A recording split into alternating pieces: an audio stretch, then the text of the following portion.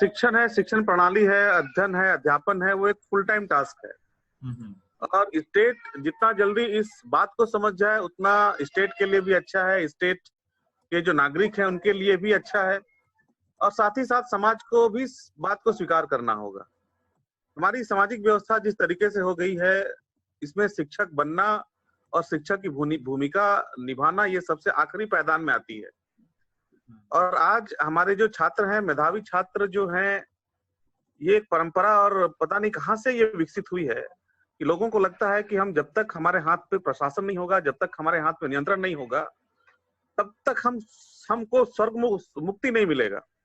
इसलिए लोगों की पूरी कोशिश होती है कि कुछ नहीं तो आईएएस पीसीएस ऑफिसर बन जाए, कुछ ना हो तो दरोगा बन जाए, कुछ नहीं हो तो बाबू बन जाए, कहीं पर क्लर्क बन जाए, लेकिन सबसे आखिरी पायदान पे शिक्षक बनने की बात लोग सोचते हैं। और इसीलिए यूपी के प्रांतों पे कहावत भी है कि अरे अबे इतना तो पढ़ जाओ कि मास्टर बन जाओ। अब आप समझ सकते हैं कि हमारा समाज कहाँ जा रहा है, और ये उन 200-300 वर्षों की गुलामी से आता है, जहां पर दरोगा पहले जमाने में आया करता था, लोगों को घसीट के पीटा करता था, और आज हम लोग उसी उसी रोल को हम लोग निभाना चाहते हैं, दरोगा वाली भूमिका माना चाहते हैं, जानवरों से व्यवहार करना चाहते हैं, लेकिन हमारे अंदर कोई शिष्ट व्यवहार का आचरण हमको नहीं पसंद है, क्योंकि टीचिंग एज ए करियर, उसको एक हम लोग करियर के तरफ तौर पे नहीं देख पाते हैं, व्यवस्था के तौर पे देखते हैं। तो जहां पर शिक्षण को और शिक्षक अपने आप को दोयम दर्जे की भूमिका में रहेगा, तो वहां पर शिक्षा की जो स्थिति होगी वो बहुत खराब होगी। दूसरी चीज है, मेरे शिक्षकों के पास भी एक चुनौती है, क्योंकि आप एक ऐसे क्षेत्र पे है जहां पर आप सोचेंगे कि ये शिक्षण का जो क्षेत्र है वो सरकार को समझ में आ जाए, मंत्रियों को समझ में आ जाए, वहां के जो बाबुओं को समझ में आ जाए, वहां के जो सेक्रेटरी बैठे उनको समझ में आ जाए, ऐसा इतनी आसानी से नहीं होगा। शिक्षण के क्षेत्र में एक शिक्षक अपनी ताउम्र पूरी भूमिका तो पूरी जीवन निभा देता है, तब भी उसको शिक्षण समझ में नहीं आता है। मुझे मुझे विश्वविद्यालयों में, अलग अलग विश्वविद्यालयों में, कम से कम 3 विश्वविद्यालयों में पढ़ाया हूँ, और आज भी जब पहले सेशन का जो पहला क्लास होता है, नए सेशन का पहला क्लास होता है, उस नए सेशन के पहले क्लास में मेरी जो रोएं होती है वो हिलने लगती है, मेरा पैर लड़खड़ाने लगता है। पता नहीं कि छात्र सामने वाला कैसा होगा, वो कैसे आपको चैलेंज करेगा। तो शिक्षक को बिना किसी ईगो का, बिना किसी अपनी व्यक्तिगत हानि का, सील के हरण होने के खतरे का, शिक्षक को चाहिए कि वो छात्रों के साथ, चूंकि छात्र अलग अलग समुदाय से आते हैं, और इसलिए आप अपने आप को समझिए कि आप बहुत भाग्यशाली हैं। आप एक दरोगा नहीं है, आप एक भविष्य का निर्माण कर रहे हैं। आप लोगों से, लोग माँ बाप आपके भरोसे पर अपने घर के चिराग को, अपने खानदान के चिराग को आपके भरोसे पर भेजते हैं।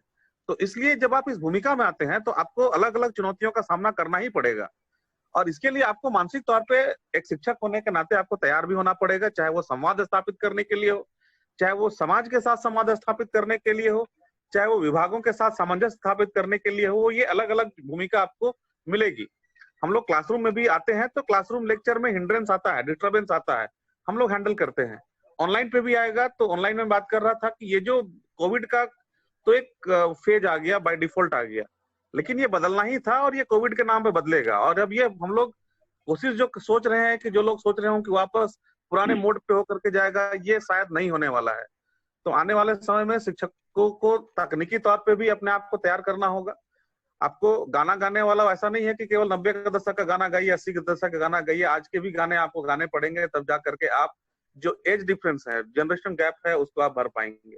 तो उसके लिए तकनीकी तौर पे भी आपको सबल होना पड़ेगा। कई सारे जो प्लेटफॉर्म्स हैं, ओपन स्पेस प्लेटफॉर्म है, ओपन प्लेटफॉर्म है, ओपन सोर्स का प्लेटफॉर्म है, माइक्रोसॉफ्ट का प्लेटफॉर्म है, जहां पर से आप अलग अलग तरीके से अपनी जो प्रेजेंटेशन है, क्लासरूम प्रेजेंटेशन है, उसमें नवीनता ला सकते हैं, और लगातार उसमें बदलाव करते रहिए। कभी आप साउंड का इफेक्ट डालिए, कभी बैकग्राउंड इफेक्ट डालिए। तो ये चीजें आपको लगातार करना पड़ेगा, और इसके लिए आप सोचेंगे कि सरकारें आपको मदद करेंगी, तो शायद ये अभी नहीं होने वाला है। लेकिन आप अगर सरकार के भरोसे रहिएगा तो यकीन मानिए आपकी इज्जत है वो पूरी नीलाम होने वाली है। और एक शिक्षक का जो इज्जत होता है, एक क्लासरूम में अगर एक बार वो नीलाम हो गया, आप याद रखिए पूरी जिंदगी आप उसको कवर नहीं कर पाएंगे। तो इसलिए सरकार अपनी तरीके से काम करती रहती है। सरकारें क्या करती हैं, कैसे करती हैं, और इन सरकारों को चलाने वाले ब्यूरोक्रेट्स क्या करते हैं, आपको समझ में आ जाएगा कि आपका इनका उद्देश्य क्या होता है। इसलिए इनसे इतर आपको एक अलग चुनौती के तौर पे, आप एक भविष्य दृष्टा है, राष्ट्र दृष्टा है, सचमुच में समाज के निर्माण में आप योगदान देंगे। इस भूमिका को समझते हुए आपको व्यक्तिगत तौर पे भी इस पे लगना होगा। एक और चीज है जहां पर जो श्रीमान प्रस्तुत कर रहे थे प्रेजेंटेशन, अच्छा, बहुत अच्छा प्रेजेंटेशन था, लेकिन एक और चीज है जहां पर से ध्यान देने की आवश्यकता है। शिक्षकों को खुद पे भी संज्ञान लेने की आवश्यकता है। कई बार क्या होता है कि जो पठन पाठन का जो क्षेत्र होता है वो लगातार, चूंकि जो सिलेबस है वो कई वर्षों से नहीं बदलता है, और इस नहीं बदलने की वजह से तकनीकी जो भी कारण होते हैं, कुछ सरकारी नीतिगत निर्णय होते हैं, कुछ निर्णय होते हैं कि अगर बार बार बहुत जल्दी सिलेबस बदलेगा तो जो पब्लिकेशन हाउसेस हैं वो किताब का निर्माण कहाँ से करेंगे, प्रिंटिंग कहाँ से होगी, अभिभावक के ऊपर से अतिरिक्त बोझ पड़ेगा, सरकार उसके लिए तैयार नहीं होती है, तो कई सारे बोर्ड उसके लिए तैयार नहीं है, तो कई सारी वजह होती है जिसके लिए नहीं हो पाता है, लेकिन आपको इनको अपडेट करना पड़ेगा। तो कभी कभी क्या होता है कि आपको लगेगा कि हम आउटडेटेड हो गए हैं, कभी कभी आपको लगेगा कि क्लास से हम बोरियत फील हो रहे हैं। तो यहाँ पर से एक बहुत अच्छा विषय है कि एक शिक्षक के अंदर भी एक सुधारती होना चाहिए, एक रिसर्चर होना चाहिए। तो कभी कभी आपको एक बैलेंस बनाना होगा क्लास का और रिसर्च का। क्लास में जब आप थक जाएं तो आपको इस थकावट को रिसर्च बैलेंस करता है, और जब आप रिसर्च से थक जाएं, रिसर्च करते करते थक जाएं, नए चीजों पे परिणत करते करते थक जाएं, तो उन चीजों को क्लास बैलेंस करता है।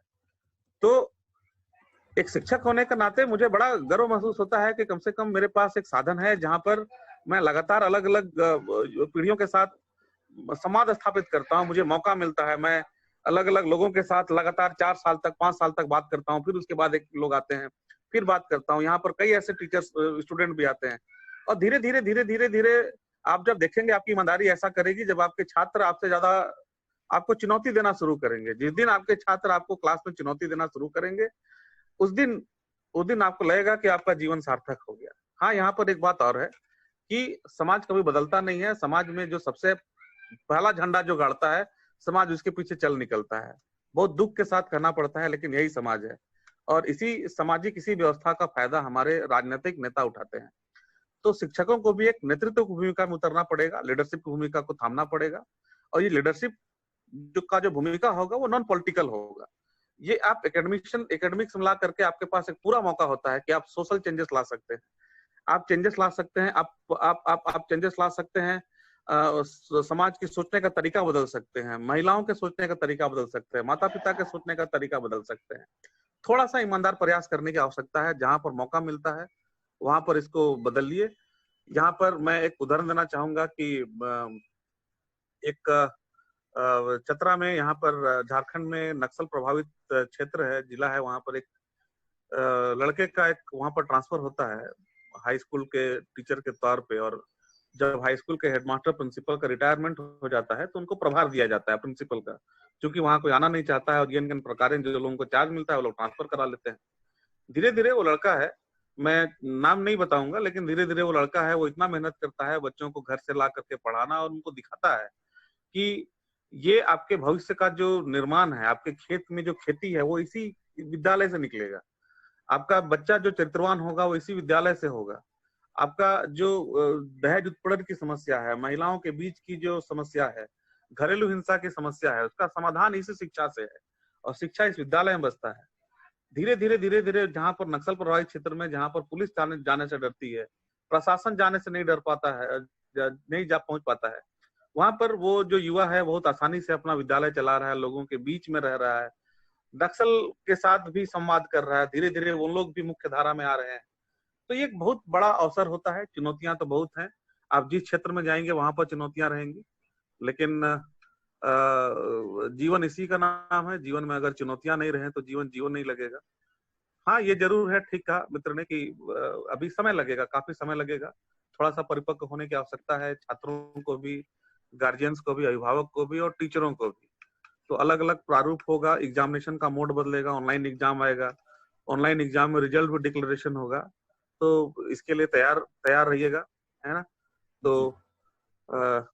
जब आप क्लास में अगली बार से जाएं तो हमेशा याद रखिए, आपके मन में 3 चीजों का रखिएगा, ABC, A for analysis, B for benevolent, and C for not to compromise.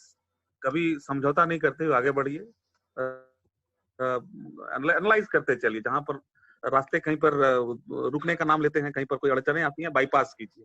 बाकी इतना सही है, फिर बाकी सारे मित्र हैं, मैं उनको भी सुनना चाहूंगा। अभी के लिए मेरा इतना ही, क्या बोले? अगला पॉइंट क्या बोले?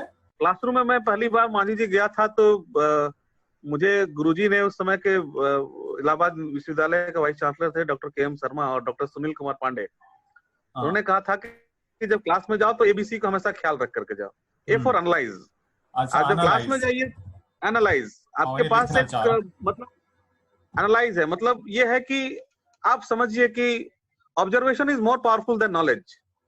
किताब से ज्यादा जब तक एक शिक्षक ऑब्जर्व करके वो दुनिया नहीं दिखाएगा, छात्र को पिक्चर नहीं दिखाएगा कि देखो ये चल रहा है, अकबर आ रहे हैं, महाराणा प्रताप दौड़ रहा है, घोड़ा दौड़ रहा है, झांसी की रानी का घोड़ा अब छलांग लगाया है, वहां पर जाकर के पैर टूटा, पीछे से आया है, ब्रिटिश आया है। तो जब तक आप उसको बैठे बैठे विजुअलाइज नहीं कराएंगे, अतीत का दर्शन नहीं कराएंगे, भविष्य का दर्शन नहीं कराएंगे, तो ये एनालाइज, ये क्षमता आपके अंदर होनी चाहिए। ट्रू, तो ये तो visualisation is really really important. I think इस चीज को तो मैं भी खुद रियलाइज करता हूँ while teaching in the class, and then I think सारे टीचर्स को इस बात का रियलाइज करना चाहिए। काफी important. Then B for bypass. कभी कभी क्या होता है कि शिक्षक के सामने एक ऐसा छात्र आता है जो सचमुच उसके उस सामने चुनौती प्रस्तुत करता है, और ये चुनौती शिक्षक को ईगो के तौर पर नहीं लेना चाहिए, ये शिक्षक का निर्माण करता है। तो कभी कभी ऐसा बहुत मेधावी छात्र आते हैं जो आपको चुनौती देंगे, तो इसको ईगो के तौर पर मत लीजिए। आप ईमानदारी पूर्वक कहिए कि बाईपास मत कीजिए, आप ईमानदारी पूर्वक कहिए कि इसका जवाब मैं कल दूंगा। आप घर जाइए, ईमानदारी से 10 घंटा मेहनत कीजिए और उनके सारे शंकाओं का समाधान कीजिए, और ये प्रक्रिया केवल उसका निर्माण नहीं करेगा, आपके भी अपने व्यक्तित्व का निर्माण करेगा। और सी फॉर नॉट टू कंप्रोमाइज। कभी भी अपने उद्देश्य से, अपने छात्रों की जब आंखों में आप देखेंगे, सभी भाई लोग हैं, तो आपको वो छात्र नहीं दिखता है, आपको उसका टोला मोहल्ला दिखेगा, आपको उसके माँ बाप दिखेंगे। किसी का बाप रिक्शा खींच करके पैसा भेज रहा है, किसी का बाप सेठ हो सकता है, लेकिन अपनी परिस्थिति का हो सकता है। तो आपको उन आंखों में, दो आंखों में हजारों सपने दिखेंगे। आपको लगेगा कि ये बच्चा को अगर हम यहाँ से निकाल देंगे, ये बच्चा को यहाँ से अगर हम निकाल देंगे और यहाँ से आगे हम बढ़ा के ले जाएंगे, तो इसके पीछे पूरा टोला मोहल्ला, गांव, पंचायत, उनके बीच में ऊर्जा भर जाएगा। मुझे याद है, मुझे चूंकि कई सारे ऐसे जो याद रह जाते हैं, और इसीलिए आप लोग समझ पाएंगे कि आज तक के जीवन में आपके सामने से, हमारे सामने से सैकड़ों टीचर पार होते हैं, लेकिन कुछ 2-4 टीचर लोग जीवन भर, अंतिम सांस तक आपके नाम, उनके चित्र, उनकी व्यक्तित्व, उनके पढ़ाने का तरीका हमेशा याद रहता है। वो क्यों हो पाता है? ये एक जादू होता है। तो मुझे याद है वर्ष 2004 में जब मैं गया वहां पर, नाम था उसका, और वो एकदम ग्रामीण पृष्ठभूमि से आती थी। तो जब उसने एडमिशन लिया तो उसके साथ लड़के तो क्या, बाकी महिलाएं भी जो थोड़ी सम्भ्रांत परिवार की आती थी, तो वो लोग भी उनके साथ बैठना नहीं चाहती थी।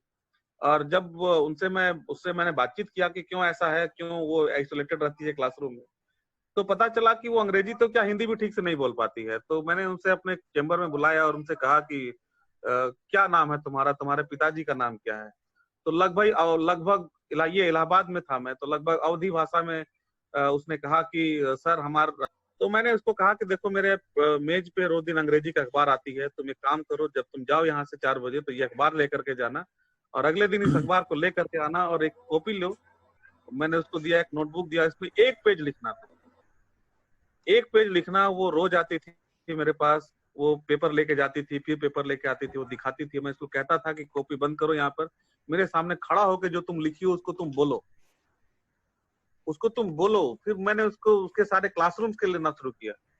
शुरुआत के समय पे क्या हुआ कि 15 दिन 20 दिन उसके पिताजी आए। मैंने कहा कि अगर ये मेरा ये टॉर्चर झेल जाएगी तो ये आगे इसका अपना जीवन है, जिसको जिंदगी में किसी का जरूरत नहीं पड़ेगा। शुरुआत के 15-20 दिनों में वो लड़की आती थी और मैं उसको इतना जलील करता था, इतना डांटता था कि वो रोज आती थी।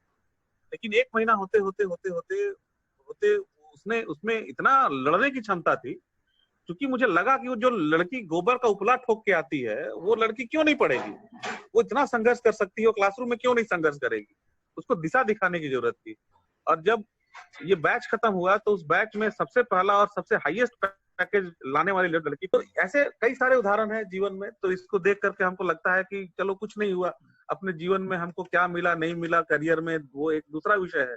लेकिन इतना विषय जरूर होता है कि आज भी अगर मैं दिल्ली जाता हूँ, इलाहाबाद जाता हूँ, तो लोग आज आकर के पैर छूते हैं। तो ये जो कमाई होती है, आज लोग नाम लेते हैं। मुझे फोन किया कि सर आप ऑनलाइन पढ़ा रहे हैं, वो स्टूडेंट लोग कैम कोडर से उसको रिकॉर्ड करके डाल रहे हैं, शेयर कर रहे हैं। तो आपको खुशी होगी कि आप एक जगह पे हैं लेकिन आपका समाज कई जगह पे जाता है। तो ये एक सामाजिक जिम्मेवारी भी है, एक नीतिगत जिम्मेवारी भी है और एक राष्ट्रीय जिम्मेवारी भी है। आप किसी प्रधानमंत्री से कम नहीं है, राष्ट्रपति से कम नहीं है। अपनी भूमिका को समझना होगा। आप किसी को बना सकते हैं, कोई डॉक्टर एक आदमी को मराता है, लेकिन एक शिक्षक है जो गलत कंसेप्ट के साथ, गलत परिदृश्य के साथ आगे जाता है तो वो जनरेशन को खपा सकता है, मार सकता है। तो अच्छा, कुछ मेरे सवाल हैं वो मैं अंत में आपसे पूछूंगा, लेकिन एक और हमारे साथी हैं जो कुछ महत्वपूर्ण बातें साझा करना चाहते हैं। वो department of philosophy Delhi university में शिक्षिका भी हैं, डॉक्टर आयशा गौतम। बाकी उनसे मिलकर आप खुद ही उनके बारे में जान सकते हैं। फिलहाल मैं उनको आमंत्रित करना चाहूंगा वो अपनी बात रखें। आयशा जी। जी धन्यवाद गणेश जी। बहुत अच्छी बातें हो रही थी, मुझे सुनने का ही मन कर रहा था, बट आपने बोलने को अचानक से बोल दिया। मैं दिल्ली यूनिवर्सिटी में दर्शन शास्त्र विभाग में पिछले 10 साल से पढ़ा रही हूँ। पहले 2010 से 14 तक एज अ टीचिंग असिस्टेंट पढ़ाया और 2015 से एज अ परमानेंट फैकल्टी हूँ। और प्रदीप जी अभी शिक्षक का क्या असर होता है एक छात्र पे, उसके बारे में बोल रहे थे। तो मुझे लगता है मैं खुद इसकी बहुत बड़ी एग्जाम्पल अपने आप को मानूंगी, क्योंकि मैं जब रांची से पढ़ के आई दिल्ली यूनिवर्सिटी में लेडी श्री राम कॉलेज में, तो बहुत ही अंडर कॉन्फिडेंट थी। डर लगता था क्योंकि यहाँ पे सारे छात्र एक से एक थे। और उस माहौल में एक शिक्षिका थी मेरी, जिनका नाम था डॉक्टर संगीता। उन्होंने मेरे ख्याल से मुझे अगर याद है सेकेंड ईयर में मुझे बोला कि I think you can top the class, जबकि फर्स्ट ईयर में मेरा 1 मार्क से मैं सेकेंड रैंक पर थी। और उनका बस ये कहना था कि you can top the class. और वो बोलते हैं ना कुछ चीजें पत्थर की लकीर हो जाती है। तो उसके बाद फिर मैंने कभी पीछे मुड़ के नहीं देखा। दिल्ली यूनिवर्सिटी में टॉप किया, गोल्ड मेडलिस्ट रही। फिर मास्टर्स में भी दिल्ली यूनिवर्सिटी में सेकंड रैंक रहा मेरा। एंड तो फिर टीचर का मतलब टीचर अगर करना चाहे तो क्या नहीं कर सकता है, ये प्रदीप जी ने बहुत अच्छी बात बोली। लेकिन हाँ, अभी मुझे लेक्चर नहीं देना चाहिए। सबसे इम्पोर्टेंट बात जो हमारे बीच में है कि किस तरीके से झारखंड में मानव पूंजी का निर्माण और शिक्षा में सुधार किया जा सकता है। तो मेरे कुछ स्लाइड्स हैं, मतलब मैं कोशिश करती हूँ कि टू द पॉइंट बोलने की। स्क्रीन शेयर कर सकती हूँ मैं गणेश जी? हाँ, एक सेकेंड। मैं आपको होस्ट बना रहा हूँ। आप जो है होस्ट बनने के साथ साथ होस्ट बनाने की जरूरत नहीं है, आप मुझे बस स्क्रीन शेयर करने दें, अगर मैं स्क्रीन शेयर कर पाऊँ तो। अच्छा, वो मैं चेक करता हूँ, पता नहीं। अच्छा, या फिर चलो आपको जैसा सही लगे, क्योंकि वो या फिर भी मैं अपने देख के बोल सकती हूँ, ऐसा कुछ नहीं है। एक सेकेंड मैं कर दे रहा हूँ। टाइम इसमें काफी वेस्ट ना हो जाए, क्योंकि कुछ पॉइंट्स है जो मेरे ख्याल से वो जरूरी है। बाकी चीजें तो होती रहेंगी बातें।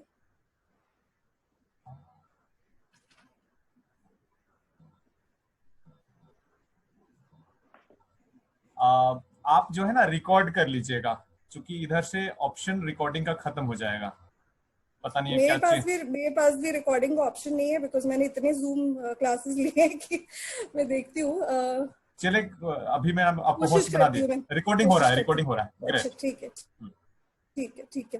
है। तो कुछ बातें मैं रखना चाहती हूँ। स्क्रीन दिख रहा है? स्क्रीन जो मैंने शेयर किया है वो दिख रहा है? अभी तक नहीं दिखा है। सब देख पा रहे हैं? नहीं देख पा रहे हैं? अच्छा, नहीं देख पाए। स्क्रीन शेयर का ऑप्शन नीचे ग्रीन आएगा। ठीक है। अब देख पा रहे हैं शायद, मेरे ख्याल से। Right, perfect. हाँ, ठीक है। तो कुछ क्योंकि दर्शन शास्त्र विभाग से हूँ तो कुछ फिलोसॉफिकल बातें भी होंगी, तो ठीक है। कुछ बेसिक सी बात थी कि अभी कोविड के टाइम पे अगर हम देखें तो चाहे वो इकोनॉमिस्ट है, रिसर्चर्स हैं, सभी का मानना है कि एजुकेशन जो है कहीं ना कहीं प्रोडक्टिविटी को इंक्रीज करता है, इनकम को इंक्रीज करता है, पॉवर्टी को डिक्रीज करता है। तो ऑब्वियस सी बात है कि एजुकेशन का रोल नकारा नहीं जा सकता। अब एजुकेशन की बात हो रही है तो सबसे पहला क्वेश्चन जो उठाना चाहिए वो ये है कि एजुकेशन का एम क्या है हमारा। क्या वो मशीन बनाना है या फिर उसका प्रयोजन है नोअर्स को क्रिएट करना। तो मैं एक फिलोसोफर है रिचर्ड रॉटी, उनको कोट करना चाहूंगी। रिचर्ड रॉटी का कहना है कि जिस तरीके से हमारी शिक्षा प्रणाली है कहीं ना कहीं वो मशीन्स बना रही है, अभी तक बनाती रही है, जहाँ पे हम रोट लर्निंग कर रहे होते हैं। टीचर आता है, लेक्चर देता है, खत्म हो जाता है। उसका क्या असर हो रहा है, उसका आउटकम क्या है, क्या वो ट्रांसफॉर्म कर पा रही है बच्चों को, किस तरीके से उनको एम्प्लॉयमेंट जनरेशन में मदद कर रही है, उससे कोई संबंध नहीं होता शिक्षा का कहीं ना कहीं। तो एक मशीन बनाने का एक साधन हो गया है एजुकेशन। तो रॉटी ने उसमें कहीं ना कहीं उस पर हस्तक्षेप किया, उस तरीके के एजुकेशन को समझने के तरीके को। और उन्होंने कहा कि जो एजुकेशन का प्राइमरी रोल है होना चाहिए वो एडिफिकेशन होना चाहिए। एडिफिकेशन मतलब कि आप शिक्षा जब आप दे रहे हो तो कहीं ना कहीं आप छात्र को ट्रांसफॉर्म भी कर पाए उस शिक्षा से। तो ये इसी बात से मैं शुरुआत करना चाहूंगी। तो अगर हमारा मेन जो एम है वो ये है कि शिक्षा के द्वारा हम एडिफाई कर पाए या फिर ट्रांसफॉर्म कर पाए एक सही डायरेक्शन में स्टूडेंट्स को, तो उसके लिए सबसे इम्पोर्टेंट जो चीज है वो है पेडागोजी। कि हम शिक्षा पेडागोजी पे कहीं ना कहीं ध्यान नहीं दिया गया है। किस तरीके से, किस माध्यम से हम शिक्षा दे रहे हैं, मतलब ट्रेनिंग किस तरीके से शिक्षकों की होनी चाहिए, वो कहीं ना कहीं मिसिंग रहा है हमारी शिक्षा नीतियों में, पेडागोजी।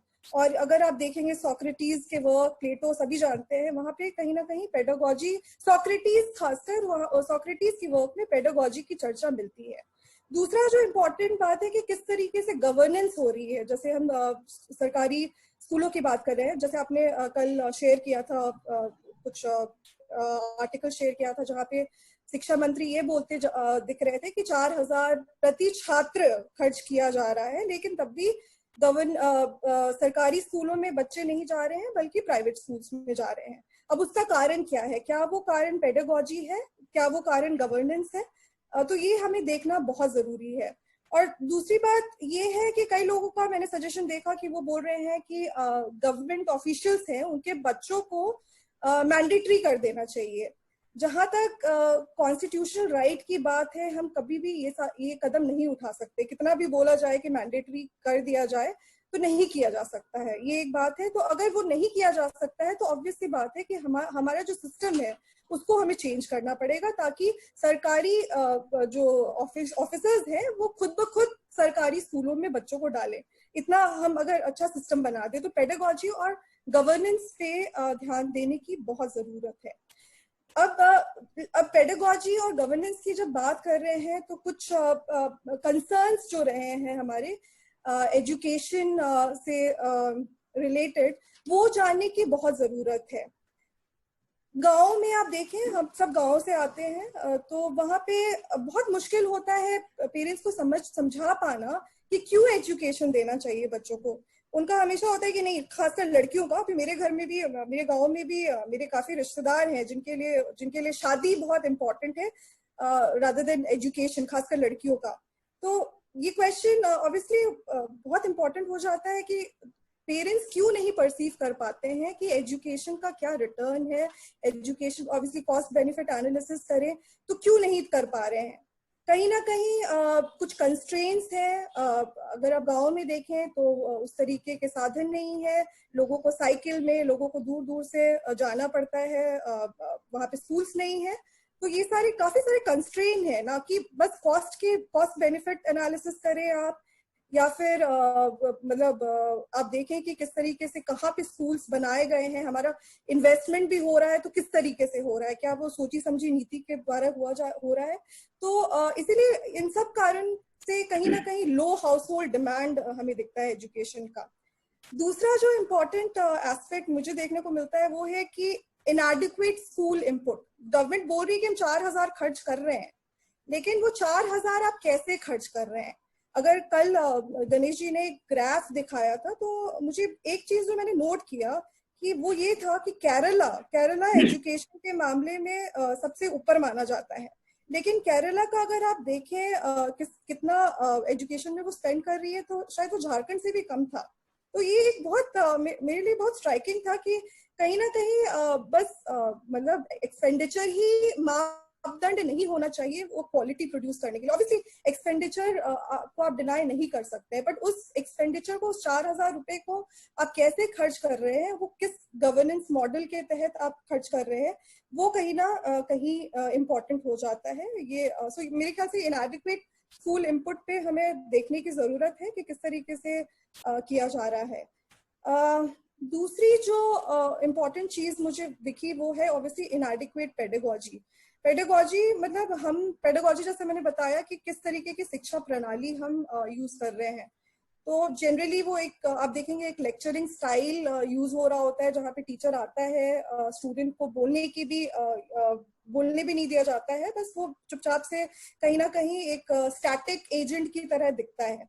तो वो जो कल रजनी जी का मैं सुन रही थी, वो जो एक्सपेरिमेंटल एडेप्टिव टेक्नोलॉजी की बात कर रही थी, जहाँ पे हम कहीं ना कहीं बच्चों को स्किलफुल बनाएं, जहाँ पे हम उनको मोटिवेट करें कि वो रोट लर्नर ना बने, बल्कि कहीं ना कहीं वो मतलब उस शिक्षा से कुछ दे भी पाए मतलब लोगों को। तो उस तरीके की शिक्षा ऑब्वियसली वहाँ पे जैसे वो एग्जाम्पल दे रही थी, जो लोकल गेम्स है हमारा, उनको इंक्लूड करना, प्रोबेबिलिटी वगैरह को ट्रेनिंग देने के लिए काफी कुछ इंक्लूड किया जा सकता है। तो एक कहीं ना कहीं हमें वो मॉड्यूल तैयार करना पड़ेगा, जो उस तरीके की पेडागोजी तैयार करनी पड़ेगी। और मेरे ख्याल से इसमें धुमकुड़िया का बहुत इंपॉर्टेंट रोल हो सकता है, क्योंकि अगर हम गाँव का देखें तो जिस तरीके से धुमकुड़िया समझ पाता है कि कैसे ट्रेनिंग देना चाहिए। जैसे मैं अपने गाँव की बात करूं तो जब वहाँ स्कूल चलता है, तो जब पढ़ाया जा रहा था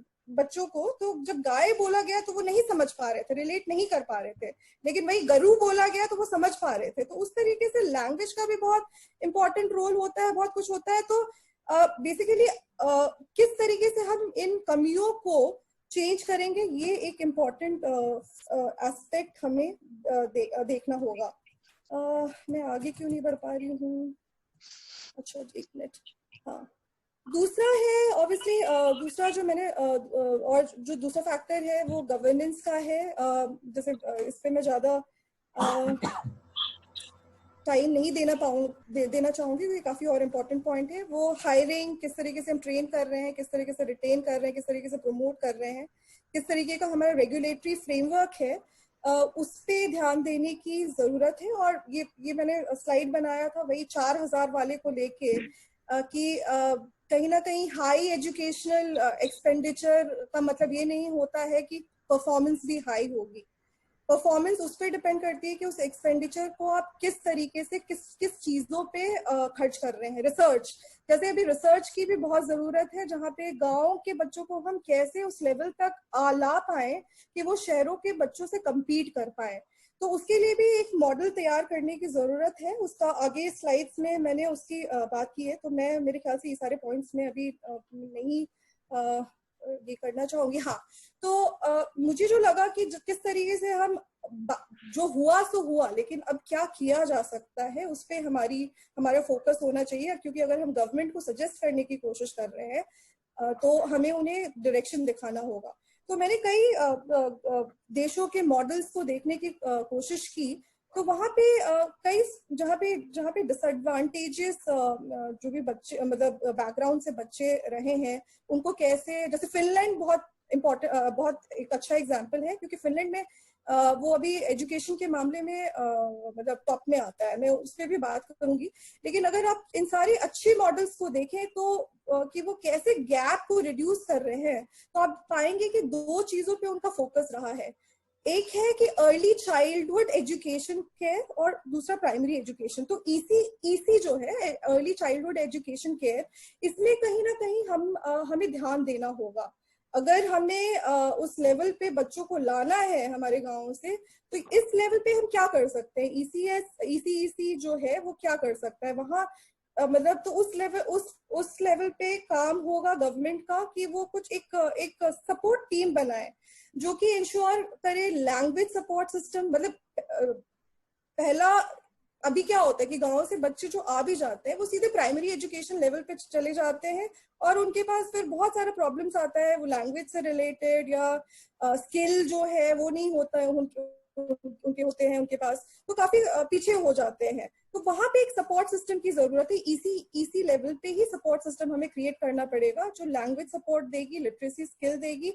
और उसमें हम कहीं ना कहीं जो हमारे बच्चे होते हैं कॉलेज में पढ़ रहे होते हैं, छुट्टियां हो रही होती है लोगों की और उन्हें इंटर्नशिप की जरूरत होती है, तो एक हम मेंटर मेंटी एक सिस्टम क्रिएट कर सकते हैं जिससे गवर्नमेंट सर्टिफिकेट दे कि जैसे कॉलेज की छुट्टियां हैं या फिर ऐसे भी जो लोग अनएम्प्लॉयड हैं, तो अगर सर्टिफिकेट दे गवर्नमेंट या कुछ मतलब कुछ पैसे उस पर खर्च करने की भी कोशिश करें, चलो थोड़ा बहुत ही, तो कहीं ना कहीं बच्चों को उस इसी से प्राइमरी एजुकेशन लेवल तक लाने में मतलब हेल्प मिल पाएगा। और कहीं ना कहीं अगर धुमकुड़िया को ये काम गवर्नमेंट दे दे तो बहुत अच्छा होगा, क्योंकि हमारे धुमकुड़िया टीम में बहुत लोग हैं, तो वो बच्चों को इस लेवल से इसी लेवल से प्राइमरी एजुकेशन लेवल तक लाने में मदद करेंगे। और इसके काफी एग्जाम्पल हैं, आप जापान देख लीजिए, डेनमार्क देख लीजिए, जो इसी पे फोकस करने को बोल रहा है ताकि हम ये जो गैप है, तो ऑब्वियसली बात है कि अगर ये गैप हट जाएगा तो प्रॉब्लम